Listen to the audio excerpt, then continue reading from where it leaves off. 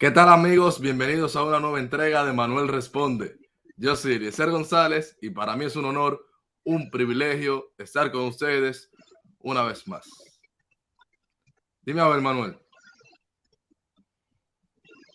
Bueno, saludos a Eliezer y a todo ese público que nos está escuchando en este nuevo episodio de Manuel Responde. Manuel Responde, donde aquí se analizan los temas de actualidad de la Grande Liga. Aquí en esta casa, ese tema de deporte, donde cada análisis que nosotros damos aquí es una referencia.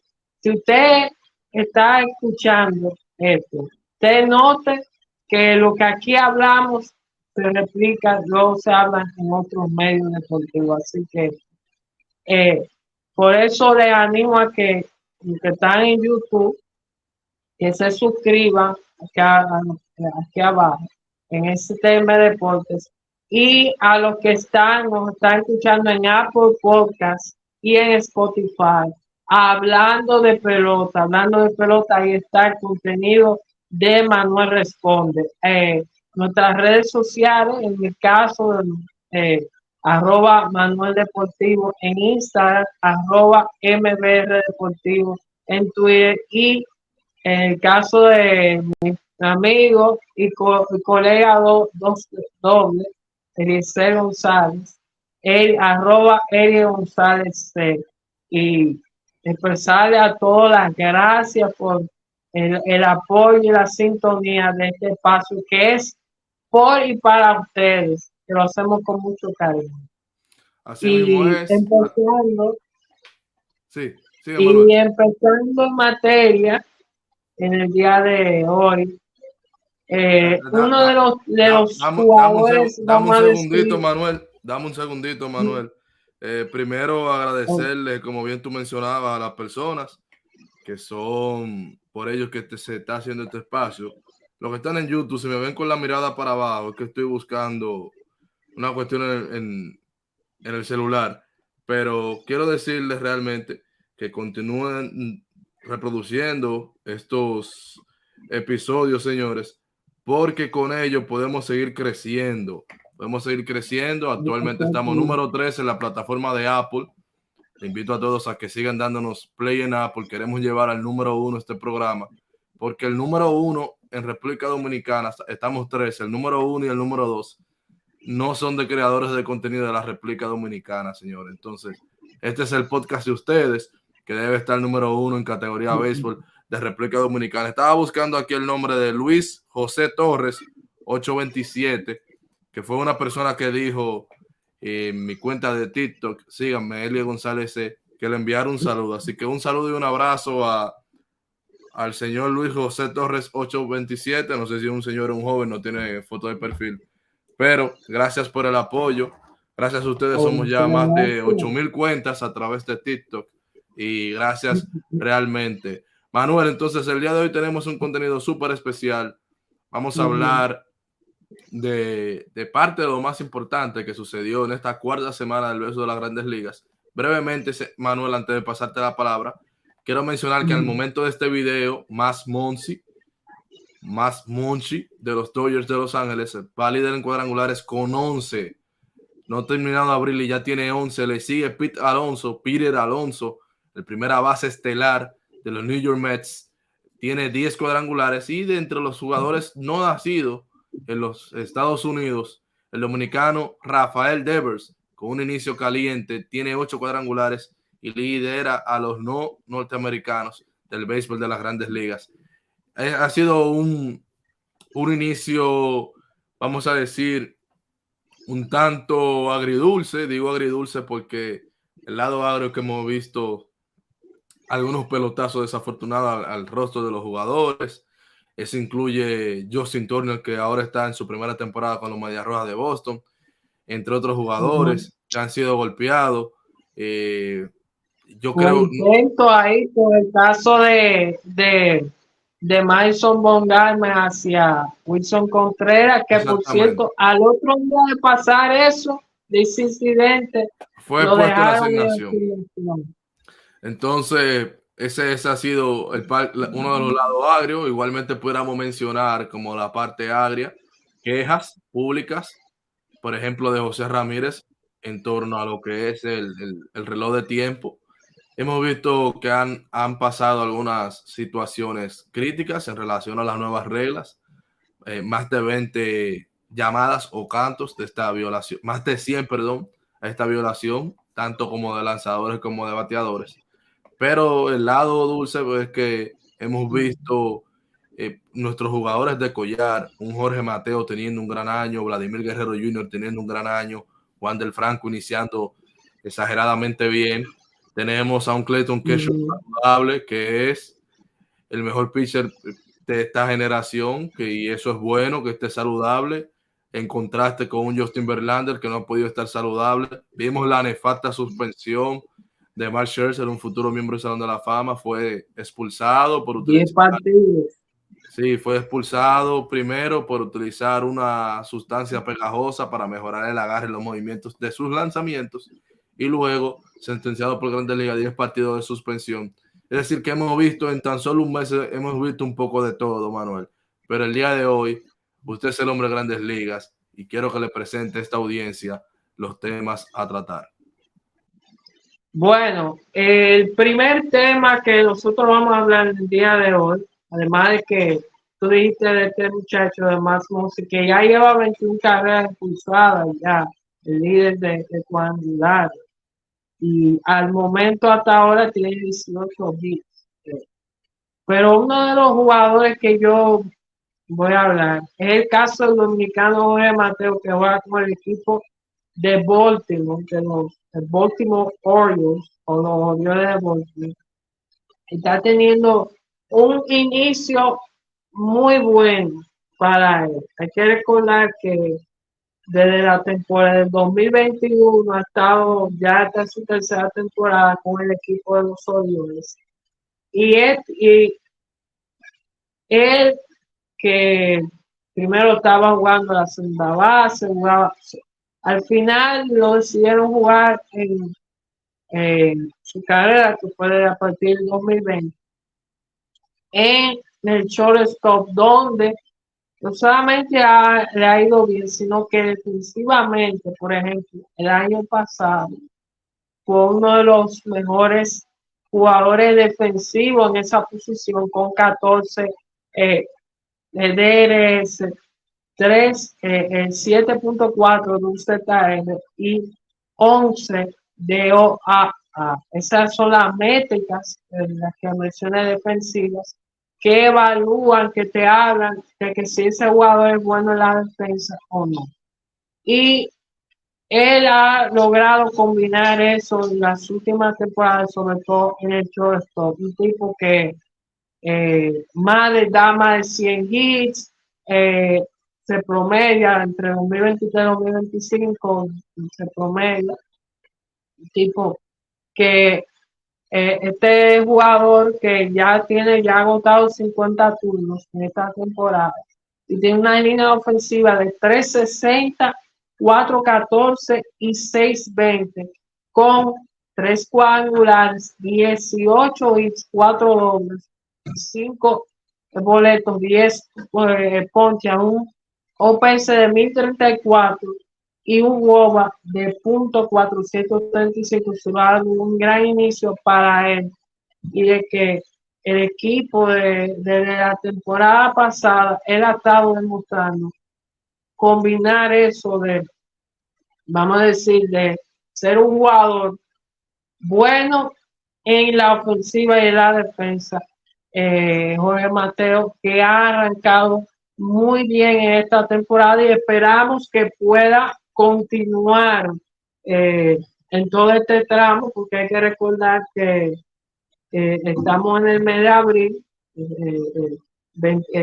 esta grabación 23 de abril, en estamos cada vez avanzando, y a veces lo que pasa en marzo de abril hay que, sobre todo más con los equipos, hay que esperar a ver cómo las cosas en julio, en agosto puedan continuar. Yo digo en caso de equipos que no han tenido un buen arranque, que han sido muy sorprendentes, otro equipo que no se ha pensado de que iban a tener ese gran arranque, como por ejemplo el caso de Texas, el caso de Arizona, el caso de los Piratas, entre otros equipos. Pero volviendo a lo de Jorge Mateo, este muchacho, sin lugar a dudas, yo espero que así como ha empezado esta temporada, pueda, pueda mantenerse y pueda hacer como hizo el año pasado, de lograr eh, eh, buenos, buenos números en la defensa. El ser, Manuel, si tiene quisiera algo agregar a más la parte que opinar de de Jorge Mateo. quiero agregar algo a la parte de Jorge Mateo, y es que la temporada pasada Mateo fue mejor defensivamente que Jeremy Peña. Vamos a tener ese problema, señores, a lo mejor por mucho tiempo más, de el factor humano de las premiaciones que se hacen a través de votaciones. Yo creo, de hecho, lo han empezado a nominar. Cuando lo de nominar es que han querido delimitar los premios a través de estadísticas, pero han sido un poquito conservadores en cuanto a eso. Yo pienso que ya deben de ponerlo a rajatabla, señores, de que si tú eres el líder de DRS, carrera de defensivas salvadas, o RTOT, o ese tipo de cosas, que primero que eso te lleve, que esos mismos números te lleven a estar dentro de los finalistas, y luego entonces, para mí, viéndolo de una forma muy personal, deben de ponerse de acuerdo cuál de esas estadísticas defensivas van a ser la que el líder de cada posición se convierta automáticamente en el ganador de esa distinción del guante de oro, porque mientras sigan sucediendo estas cosas, se le es uno a uno difícil explicarle a las personas que no son tan empapadas del área, de que no saben cómo funciona el sistema de votación, de cómo es posible que si fulano fue mejor defensor que Mengano dentro de la misma posición y dentro de la misma liga no ganó tal distinción. Entonces yo creo que ya, como en su momento, como nació el mismo tema de cuando empezó a premiarse el campeón de bateo, que era el que tenía el mejor promedio de bateo, se le nombraba ese campeonato de bateo. Entonces yo pienso que debe suceder lo mismo, que cuando tú dentro de tu posición eres el que tiene, si así lo quieren mirar, el mejor rating defensivo o el que tiene más carreras salvadas, pero debe de ser, o que lo pongan en la tómbola para no perder un poquito del tema de darle el esquema de debate, pero que elijan 3 o 4 estadísticas y el que quede mejor en esas 3 o 4 estadísticas sea el que gane el premio. Si no lo quieren hacer un ganador inmediato de acuerdo a carreras salvadas o a rating defensivo, pero creo que ya en un momento debe de ser así para evitar estas cosas. En el caso de Jorge Mateo, señores, está para mí en lo que es su año de consagración. Viene de una temporada donde fácil pudo haber sido el ganador del guante de oro. Por eso le estoy haciendo esta exposición respecto al guante de oro. Y no es lo mismo para un jugador que ha tenido que ganarse las cosas poco a poco. Dejó de ser prospecto, luego estaba de utility en algunos equipos. Llega el equipo de Baltimore, inicia esa temporada, se gana el puesto esta temporada.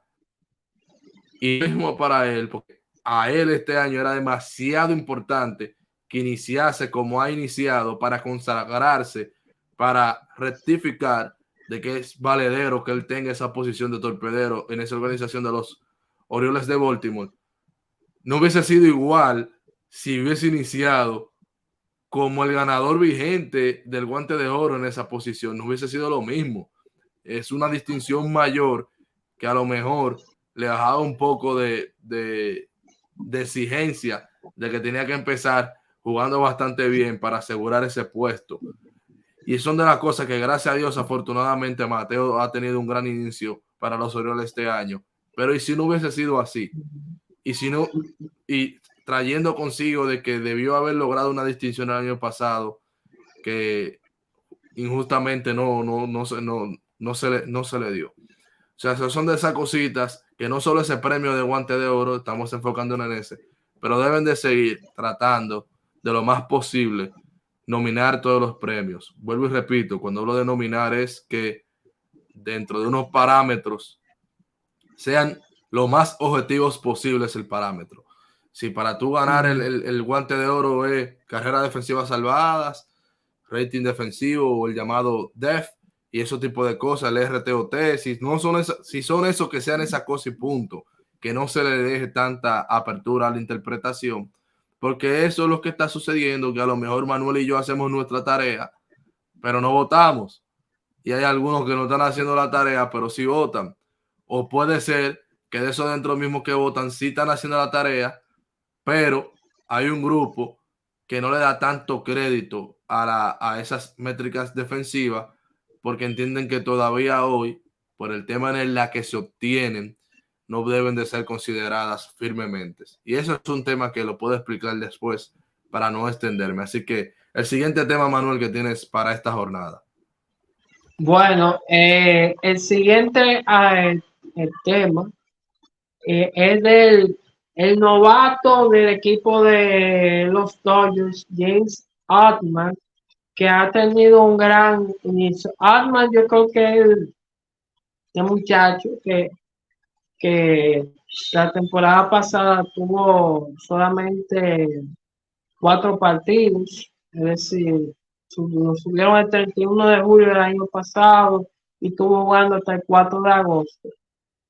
Y ahora él, vamos a decir, 23 juegos, ahora que está jugando en el left field. Hay que recordar que Cody Bellinger ya no está en el equipo.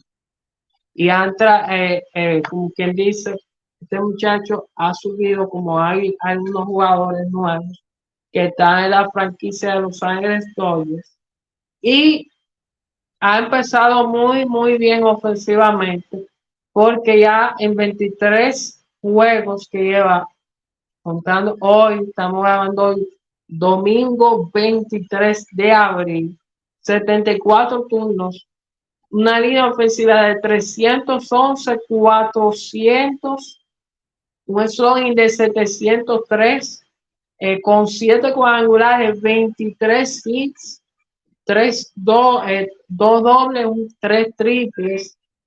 Ha impulsado 19 carreras, tiene 19 carreras impulsadas, un OPS de 1103 y un WOBA de .461, un gran arranque para un muchacho que el equipo le está dando esa oportunidad, y más que nada, como están otros como Miguel Vargas, como Miguel Vargas, jugador de los Dodgers. No lo confundan con El político.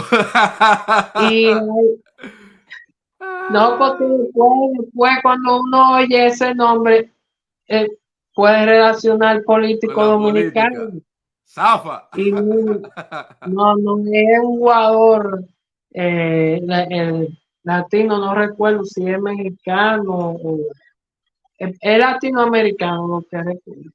Pero volviendo a lo que yo estaba hablando de James Outman, una gran temporada, ha estado ayudando muy bien a un equipo como los Dodgers que todavía no está, vamos a decir, la temporada. Por eso yo siempre digo que cuando inicia la temporada, a veces hay equipos, sobre todo los equipos que están en que se proyectan a estar en competencia esta temporada, que yo lo vuelvo y reitero, como los Phillies, como los Cardinals, como el mismo caso de los Dodgers, que no han tenido ese gran inicio. Los Dodgers han estado ahí más o menos, pero es un equipo que se espera que dé 100% la pelea. Y este muchacho, James Outman, yo creo que hasta el momento ha tenido un gran inicio, y de que, vamos a decir, uno espera que pueda mantenerse, pueda continuar ese muchacho ayudando a un equipo de los Dodgers que tiene un Max Muncy que ha estado pegando el cuadrangular, que tiene un Mookie Betts, pero sobre todo que tiene un Freddie Freeman que está muy bien ofensivamente y tiene ahí que ustedes vieron en el caso de Mookie Betts que lo han puesto a jugar el shortstop y que naturalmente esa alineación del equipo en el cual él pertenece,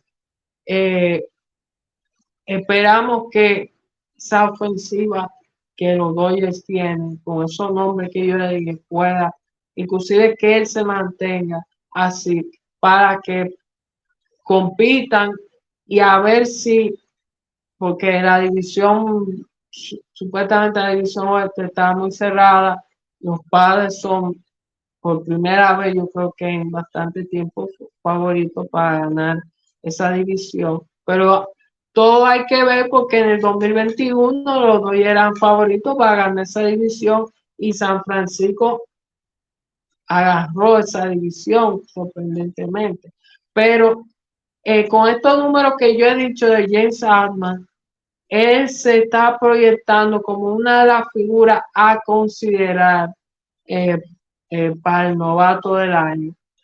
Está también el caso de Corbin Carroll de Arizona, está de Jordan Walker del equipo de los Cardinals, pero este muchacho de los Dodgers, y yo creo que es una gran noticia de que a pesar de que se fue Cody Bellinger, puedan muchachos que es de su finca, que lo subieron a las mayores la temporada pasada, que solamente agotó 4 partidos, 4 juegos, pueda tener haber comenzado con ese inicio de temporada y que pueda estar compitiendo para el novato del año.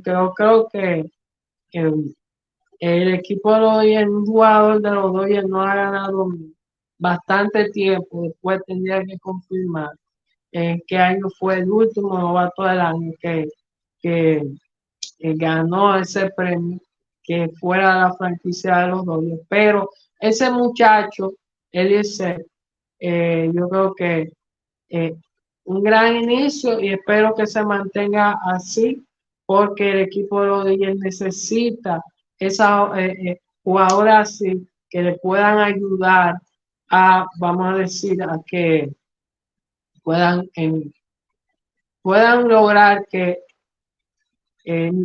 poco a poco vayan nivelándose, puedan competir por la división oeste de la Liga Nacional y por el campeonato. Claro, porque esa división se ha fortalecido bastante. Los Padres no han parado y nosotros vimos, por ejemplo, la sorpresa del año pasado, año antepasado, que los San Francisco Giants dieron el golpe en la El mesa. 2021, que eran los dos favoritos. Y le al rompieron final, y le rompieron una racha de 10 temporadas ganando el banderín también. O sea que cualquier cosa puede pasar en béisbol y como bien tú apuntas, es bastante interesante para ellos que estos muchachos no empiecen a decollar porque han tenido que salir de algunos jugadores, como fue el caso de Cody Bellinger, que afortunadamente para él ha revitalizado su carrera, al menos al inicio de la temporada, con los Cachorros de Chicago. Y ha pegado palos a su antiguo equipo recientemente. Sí, en una serie que tuvieron se lo comió y particularmente me alegra mucho, yo que soy fanático de los Dodgers, pero siempre uno cuando es fanático de un equipo le coge como cariño a los jugadores, verlo allí poder brillar, aunque sea en otra organización, a mí me llena de felicidad porque es un muchacho que nació en ese sistema, es lo mismo como está actualmente Corey Seager en el equipo de los Texas Rangers, que le ha ido muy bien esos primeros años con ese equipo y eso efectivamente a uno le genera una alegría. Entonces, Manuel, ¿nos queda un tema para hoy? Mira, mira, bateando 300, está Cody Bellinger. Un OPS de 930 y 24 hits ya lleva con 5 cuadrangulares Cody Bellinger esta temporada. del 2023. Manuel, entonces el siguiente Ajá, tema es el de Clayton Kershaw. exactamente. Ya, regálame un minuto ahí para la introducción. Bueno, decíamos en la parte del inicio de este episodio que es una alegría para el béisbol que el mejor lanzador de esta generación esté hasta el momento saludable, ojalá así sea. Ha estado plagado de lesiones los últimos 5 o 6 años en el béisbol, pero se ha podido sobreponer. Es una temporada importante para él, ya que en los últimos años se está yendo año por año con el equipo de los Dodgers, para saber no solo de su estadía con ese equipo, sino de su carrera en el béisbol de las grandes ligas. Llegó a las 200 victorias, Manuel, y al momento de eso hicimos esta publicación que dice lo siguiente: con 7 ceros, el mejor lanzador que cualquier ser humano vivo haya visto, llegó a las 200 victorias.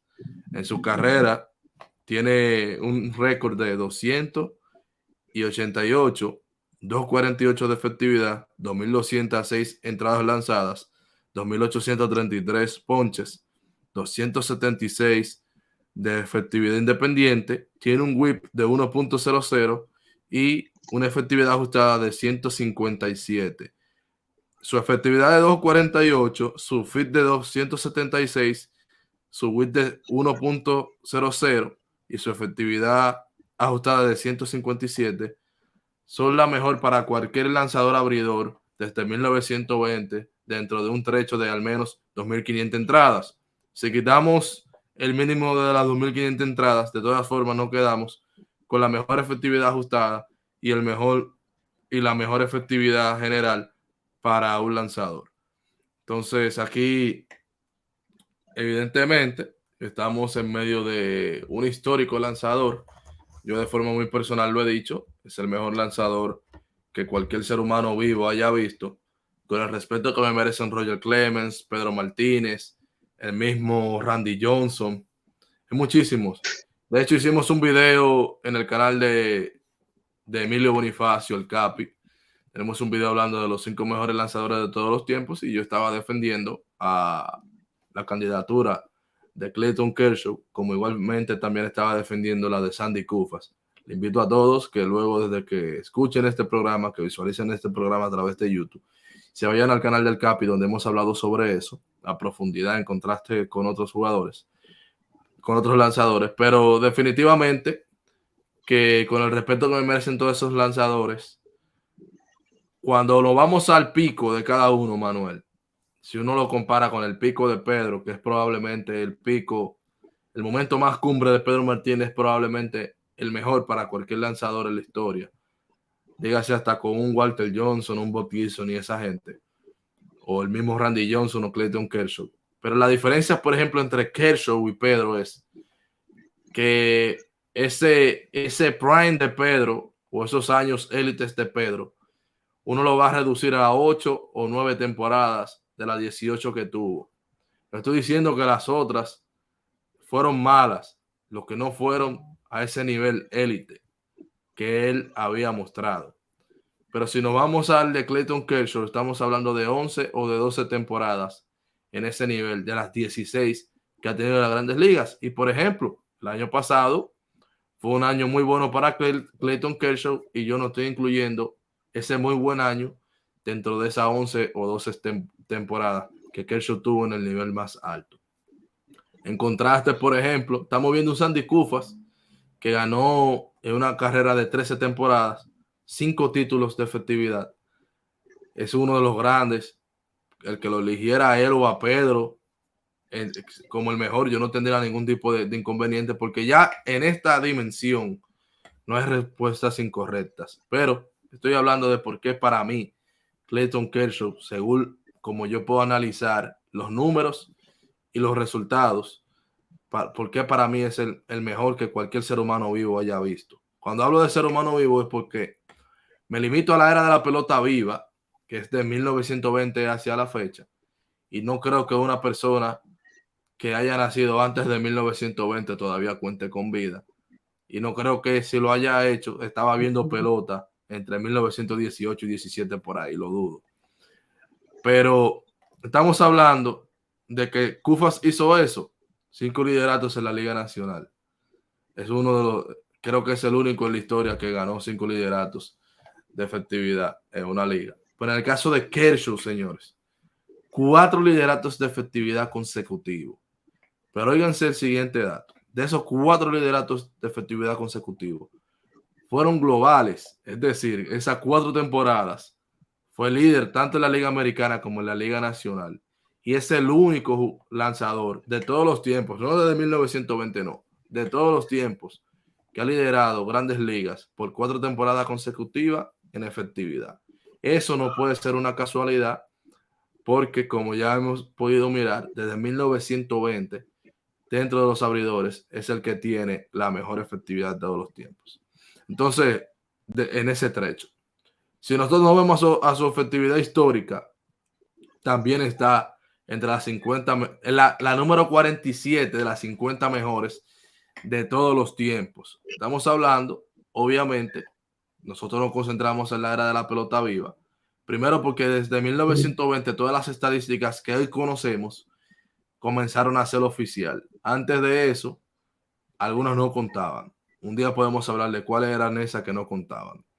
Entonces, estamos hablando además de que este tipo, al igual que Pedro y otros, han jugado en los años de mayor competitividad y balance en el béisbol de las grandes ligas. Sé que Pedro jugó en la época de las sustancias controladas, pero tengo, por ejemplo, un dato. Hay una diferencia solamente en relación a carreras, dentro de la carrera de todo el trayecto de Pedro, esos 18 años, y los 16 años de Kershaw. En la época de Pedro, de sus 18 temporadas, solamente se hacía un 0.30 carreras más que lo que se hace durante cuando Kershaw desarrolló su carrera. Los dos con menos de 5 carreras de promedio que los equipos hacían por partido. Uno está en 4.50, que es el caso de Pedro, y Kershaw 4.30. Para que vuelvan a entenderme otra vez. Esas son las carreras que de manera general, en la época del esteroide, cuando Pedro lanzó durante esos 18 años, los equipos por partidos hacían menos de 5 carreras. En la época de Kershaw, esos 16 años de Kershaw, los equipos están haciendo también menos de 5 carreras por partido, y la diferencia es que para el tiempo de Pedro se hacía 0.30 más carreras que lo que se hace ahora en promedio. ¿Y por qué quiero mencionar eso? Porque siempre que se está evaluando estos lanzadores, Pedro contra cualquiera, siempre quieren mencionar el tema de la era de los esteroides, como si eso estuviera hablando de una explosión ofensiva mayor que en otras generaciones. Yo no lo hice, no lo comparé con los 80 ni con los 70, pero en esta generación no hay una diferencia significativa, porque es como si yo fuese un jugador y Manuel lo que me lleva a mí es 0.30 en WAR. No es una diferencia por la que tú debas decir a rajatabla que Manuel es mejor jugador que Eliezer por 0.30 de WAR, porque no es ni siquiera un punto. En esa relación ofensiva no es ni siquiera una carrera más que los equipos hacían durante la época de Pedro. A todo esto, siempre hay una estadística que responde el tema de la diferencia de las épocas y el factor parque, que es la efectividad ajustada o ERA Plus. El ERA Plus de Kershaw es el mejor desde 1920. Eso incluye que es mejor que el de Pedro Martínez o un Randy Johnson, que fue otro de los candidatos que se mencionó mucho por el tema de que era zurdo. Decía que como que Kershaw no puede ser el mejor si no es mejor que Randy Johnson, que es zurdo. O sea, si no es el mejor zurdo, no puede ser el mejor jugador de todos los tiempos. Cuando hacemos la comparación con Randy fue muy longevo. Yo no sé hasta qué punto pueda Kershaw ser tan longevo. De hecho, Randy Johnson, de forma general, tiene esos accolades, esa condecoración de su carrera más vistosa que la de un propio Pedro Martínez, pero no fue más dominante que Pedro. El tema es que él fue más longevo que Pedro, y obviamente la longevidad merece un crédito. Pero cuando estamos hablando de lo mejor Estamos hablando de lo que pudo hacer en su mejor momento, donde yo entiendo que Pedro ligeramente fue mejor que Randy en su mejor momento y ligeramente fue mejor que Kershaw en su mejor momento. La diferencia es entre Kershaw, Pedro, Randy y cualquier otro que usted me pueda mencionar, es el tiempo que cada uno duró haciendo esas cosas. En ese sentido, siento que la ventaja la tiene el zurdo de los Dodgers. En este caso, Clayton Kershaw, porque también Sandy Koufax fue zurdo y fue de los Dodgers. Entonces, yo me quise tomar esta parte aquí porque he tenido toda la semana esta conversación en Twitter, Manuel, donde la gente me estaba hablando mucho de eso por el video que tuvimos del Boni, por el tweet que hice cuando Kershaw llegó a las 200 victorias. Y esos ejercicios son buenos y son sanos. Las personas que trabajan conmigo por años me han dicho que no les responda a todo el mundo, pero nunca se me va a olvidar que en mi primera oportunidad de presentar un proyecto mío en Radio Nacional me la dio las personas de Z Deportes. Y Héctor Gómez me dijo, respóndela a todo el mundo porque nosotros nos debemos al público. Yo trato de sacarme mi tiempo de poder responderle a todo el mundo, aunque no voy a negar que hay personas que no tienen altura para el debate y que lo primero que van es siempre por una falta de respeto, en vez de intercambiar ideas. Contarle, por ejemplo, a un amigo que conocí en un grupo llamado Carlos Leclerc. Él siempre me refuta, pero viene con ideas. No es un ataque hacia mi persona, que es algo como muy normal en las redes sociales. A mí no me molestan los ataques, pero yo creo que no todos somos como tú y yo, Manuel, que cualquiera puede decir cualquier cosa y nosotros seguimos tranquilos. Para hay personas que esto es un llamado. Mídase antes de usted escribirle a alguien, porque usted no sabe quién es quién. Hay personas que no están dispuestos a coger insultos de nadie. Entonces, una gran temporada para Kershaw, amén de si es o no el mejor lanzador que cualquier ser humano haya visto vivo. Este primer mes es bastante bueno. Yo insisto, hay que ver qué va a pasar luego de aquí, abrir los parámetros, que si Monchi tiene 11 cuadrangulares y Pete Alonso tiene 10, no serían los primeros que pasan de la decena en un primer mes y no acaban con 40 jonrones al final de la temporada. No sería tampoco Kershaw el primer lanzador que inicia con un gran abril y no termina con una temporada ni siquiera entre los 5 para el Cy Young. No se lo estamos deseando, estamos siendo coherentes con una posición que hemos tenido de forma pública de que abril no es el estándar y no es la referencia ni es el parámetro, porque ya a partir del segundo mes, cuando ya las cosas empiezan a equilibrarse por el tema de las entradas lanzadas, por el tema de los turnos tomados, de las apariciones y obviamente de la misma carga de trabajo, entonces es que todo el mundo toma su verdadero nivel y vamos a ver qué va a pasar a mediados del mes que viene, cómo van todos estos jugadores y ojalá que todo el que tiene el ritmo que lleva ahora lo mantenga, porque eso sería deleite para los fanáticos, los seguidores del béisbol y para los propios creadores de contenido, porque imagínese usted cuánto están proyectando esos jugadores, Manuel. Perdón, Sí. antes de que el técnico pueda seguir, de aquí a julio, porque en julio hay que ir a la pausa del juego de estrellas, que va a ser en Seattle para dándole una información, vamos a decir, para que sepan, en Manuel, para que Seattle. la gente vaya entendiendo por qué al final todo el que está bien uno quisiera que le siga yendo bien. En el caso de Monchi, líder de cuadrangulares en este momento, con 11, 23 partidos. Eso es una proyección en base a 162 partidos de 77 cuadrangulares. O sea que, vuelvo y digo, abril no es parámetro. Lo que pasa en abril no quiere decir que va a ser lo que va a pasar en la temporada completa. Pero ojalá, eso quiere decir que si fuese así, y ojalá así sea, Monsi y Pete Alonso van a dar más de 70 cuadrangulares los dos. Y Rafael Devers va a estar a colita de los 70 cuadrangulares. Por eso es que yo quiero ser lo más claro posible con ustedes de que abril no es parámetro.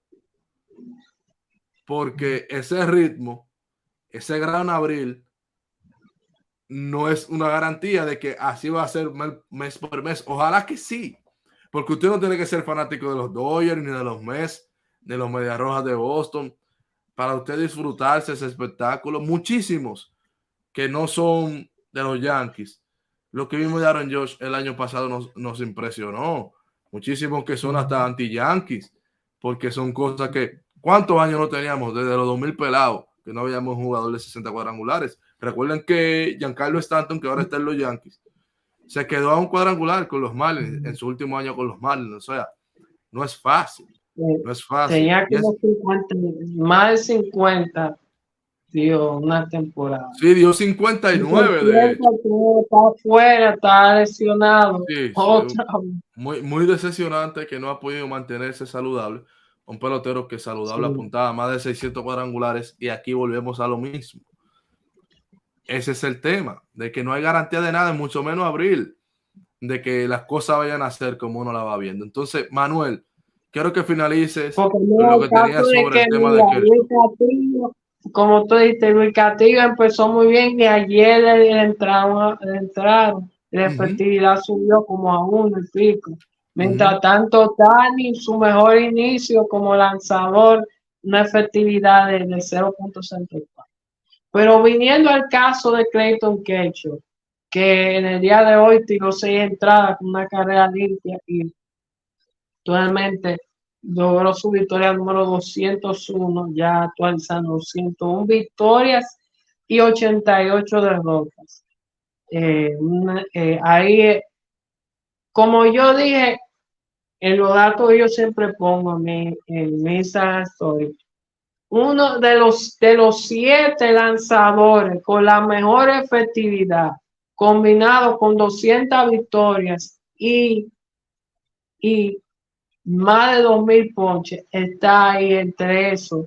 Está Clayton Kershaw. Y si usted se busca de los 25 mejores, 26 que han logrado la combinación de victoria y de más de 2000 ponches, 2000, 3000 y pico, solamente el 60 y más el 15, el 60, más del 64% está en el Salón de la Fama.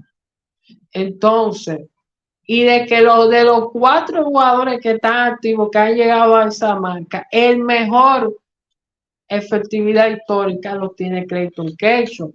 Y ahora, mucha gente ha estado preguntando, porque el debate ha sido de que quién es el mejor bateador zurdo, que si Randy Johnson o el propio Clayton Kershaw. Yo le voy a decir, yo tengo, y han dicho como tú,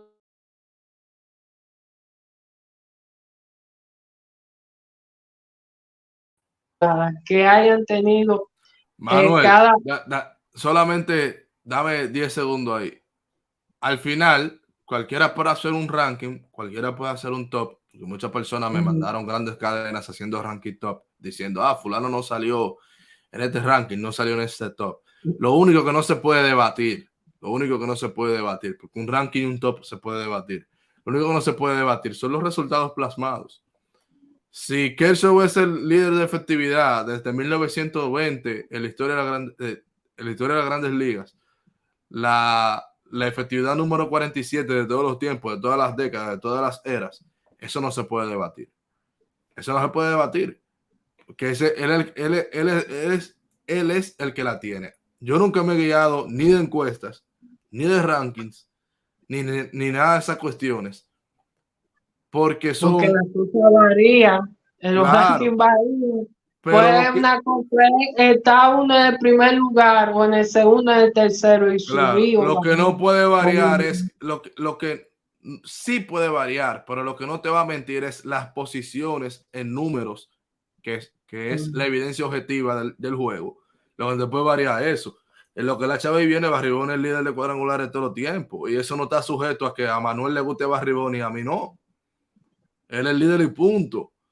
Y al final, en los rankings, en la encuesta. Hasta ahora es muy difícil que aparezca un jugador que ahí.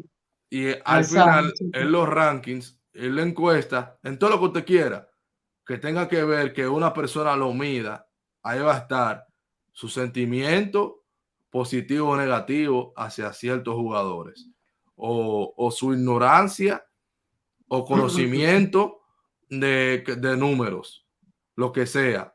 Pero cuando usted lo basa, usted lo delimita y lo lleva a numeritos, eso no está, eso para mí no es objetable ahí, porque eso, los números son lo que hablan. Yo sé que muchas personas van a estar hablando que es muy difícil, que las épocas son diferentes, pero esos son los números.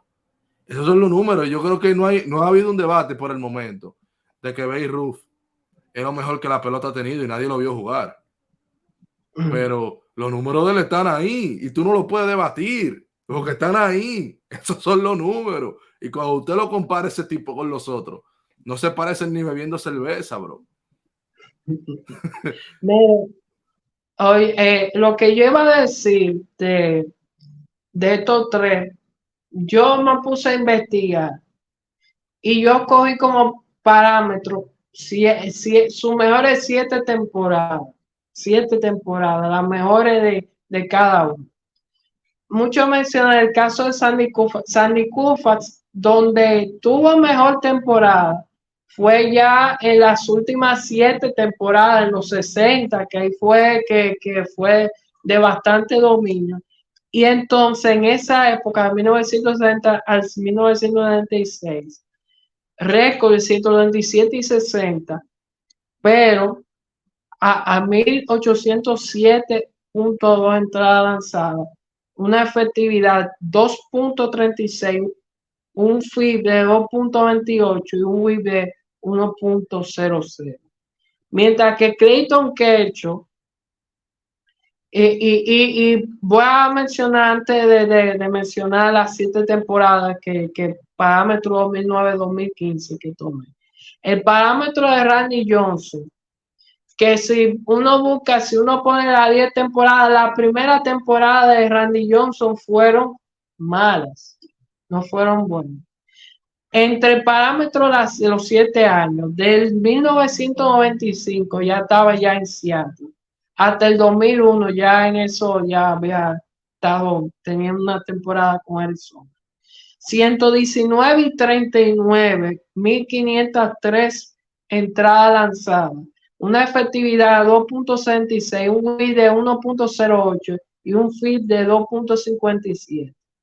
Y caso Clayton Kershaw del 2009 a 2015, parámetro de 7 temporadas consecutivas en su mejor pico de carrera. 109 y 51, 1503.1 entrada lanzada, es decir, 0.1 entrada lanzada más que Randy Johnson. Una efectividad de 2.30, un FIB de 2.51 y un WIP de 1.00. Si tú buscas en la efectividad, si lo comparas con Randy Johnson en ese pico, le saca cierta ventaja. En el FIB, si tú lo comparas, le saca en cierta ventaja por 0.06, que es el pichón independiente de la defensa. Y si tú pones en WIP, le saca 0.08. En lo que sí él fue mayor en su pico, en esos 7 años, Randy Johnson, mayor ponchador, hizo más ponche que Clayton Kershaw, porque Clayton Kershaw en la temporada de 2009-2015 hizo 1.646 ponches y Randy Johnson 2.082. Pero en la carrera que permitió, Clayton Kershaw permitió 384 en ese pico de 7 años. Y Randy Johnson 444. Y además, y Kershaw pichando respetando que el que tenga a Randy Johnson bien está bien. Pero Kershaw él no ha tirando más innings, cogió oye, menos carreras. 2014. Si tú comparas, Randy Johnson ha logrado, y no estoy retando de mérito, un MVP. Y oiga, Clayton Kershaw no solamente logró en el 2014 ganar Cy Young, sino ganar el MVP. Que fue un jugador en ese año que lo consideraron por el dominio que ha tenido. Y yo traje a colación a Manuel, esto. ese Y no fue el yo año, dije ese de año, Sandy Koufax que, Manuel, ese año él lo ganó MVP, Triple Corona y Sayón. déjame Ve, ver. yo te lo voy a buscar para confirmar el dato a la audiencia. Ve hablando para confirmar. Pero bueno, yo lo que estoy diciendo es que, por ejemplo, está bien el caso de Sandy Koufax. Miren, él, yo le dije, el mejor pico de esos de los 12 años, porque acuérdense la salud, no pudo durar más allá. Él lo tuvo ya casi finalizando su carrera. El caso de Pedro Martínez, que si bien tuvo el mejor pico en comparación con Kecho, que yo ahí le había respondido ahora. Después, que eso hay que ver con el caso de Kecho, después de como 2005, 2006 en adelante, tuvo un descenso muy enorme el caso de Pedro Martínez. Pero hablando de esos tres que se debaten entre los mejores suyos, Randy Johnson, miren, es decir, que Clayton Kershaw tiró 0.1 entradas en esos 7 años de pico, más que Randy Johnson, es decir, casi el mismo nivel, picharon ellos. Y miren, y lo de Sandy Koufax, uno sabe que en esa época, hay que explicar, los lanzadores tiraban más de 40 juegos, más de 40 juegos. Ahora un lanzador abridor promedio te tira entre 20, 26, 27 entradas, 27 juegos.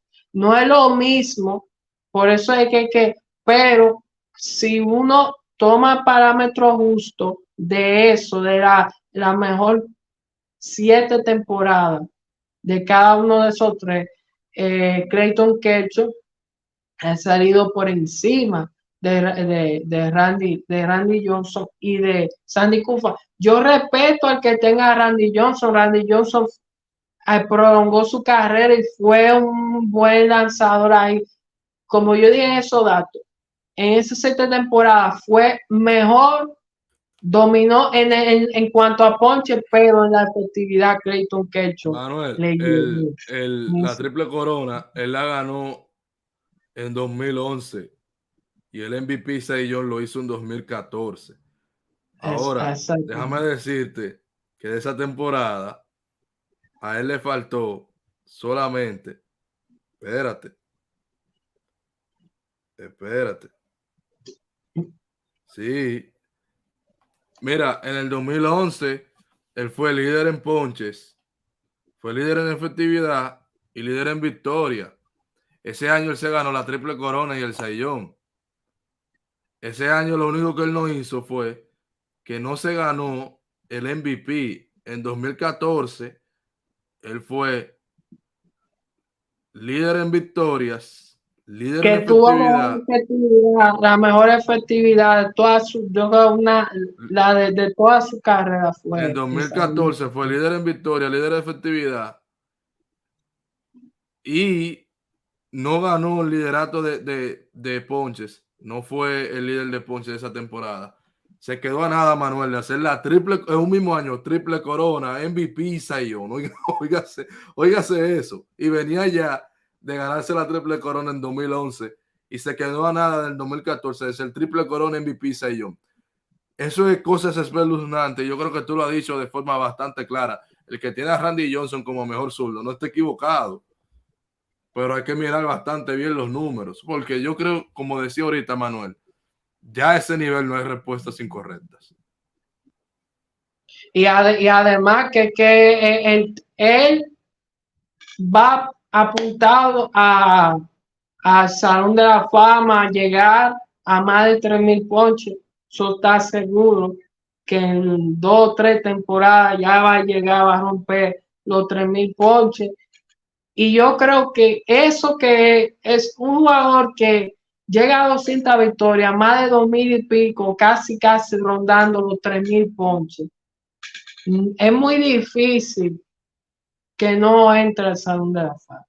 y más con WAR que si uno toma parámetros, las proyecciones que le hizo Fangra hasta el 2025, el WAR en sentido general podría llegar hasta casi 79 de WAR de Fangra. Entonces, sin lugar a dudas, Clayton Kershaw, yo creo que, mira, nosotros, yo digo que tenemos que sentirnos privilegiados, que la generación de los 80, 90 en adelante, la generación que vio sí a Pedro, que pudo ver a Randy Johnson, a Clemens, haya tenido, que ahora son veteranos, ver jugadores como el caso de Clayton Kershaw, como el propio caso de Justin Verlander, Max de Scherzer, Jacob Sagrinski, deGrom. aunque hay que ver cómo termina la carrera de Sagrinski, como el caso de Max Scherzer o Adam Wainwright, que ya son carreras que ya se han vuelto longevas, que hemos Manuel, tenido el privilegio de ver unos unos lanzadores que han Manuel, quiero agregarle un tenido. dato a lo que estábamos hablando de la temporada 2014 de Kershaw, que se quedó a solamente el liderato de ponches para poder lograr la triple corona MVP y Cy Young, que yo creo que eso no lo ha hecho nadie. Oigan esto, señores, para que se rían un poco. Él tuvo 239 ponches y en la Liga Nacional los líderes o los co-líderes fueron Johnny Cueto y Stephen Strasburg con 242. Se quedó a 3 ponches de hacer eso, señores. Oigan eso. Oigan qué nivel. Exactamente, y entonces, pero yo creo que el que tenga a Randy Johnson está muy bien, que tenga a Cooper está muy bien, pero en cuanto a los picos, que yo tomé referencia de 7 temporadas, que he hecho mejores números que Randy Johnson, inclusive yo como le dije, menos de 0.1 fue entrada, la diferencia, esa pequeña diferencia, es decir, casi a la misma cantidad de entradas y que he hecho una efectividad mejor. Entonces yo creo que Eh, podemos cerrarlo ahí, Manuel, por hoy. Mejor. Y antes para terminar Ujú.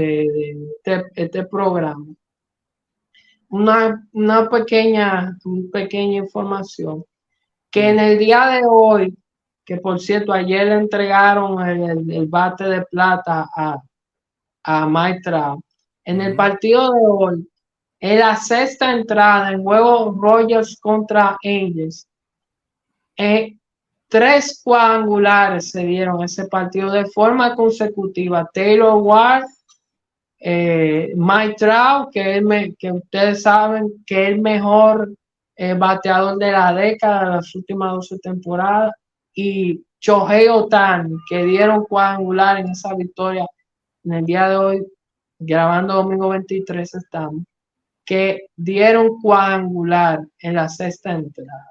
Ujú. Y en el caso de que se dice, buena noticia para los Phillies, que posiblemente en mayo Bryce Harper eh, pueda volver, El están ahí atomillón. probando si la primera base, porque No recuerden puede que la tirar. primera base, Alex Boone, el de la primera base, el jugador de los Phillies, ¿cómo es que se llama? Creo que Que Alex se Bond o es el tercera base. en Ray la Hosted. primera base, Ray Hosted. yo creo que sí, que es, que Teodoro fuera, está lesionado. Y entonces se dice que como que quieren probar si él en la primera. Sí, Ya hay porque que él viene de un ver atomillón, Manuel, y no pueden tirar. exactamente, sí.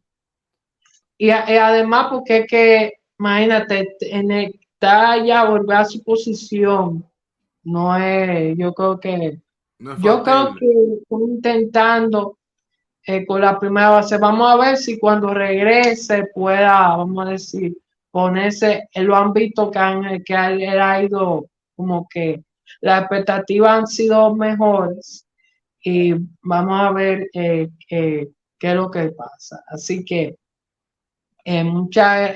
llegamos aquí, terminamos espacio. Bueno, si donde llegaron hasta esta parte del video, recuerden suscribirse a este canal STM Deportes, hablando de pelota en Apple Podcast y Spotify.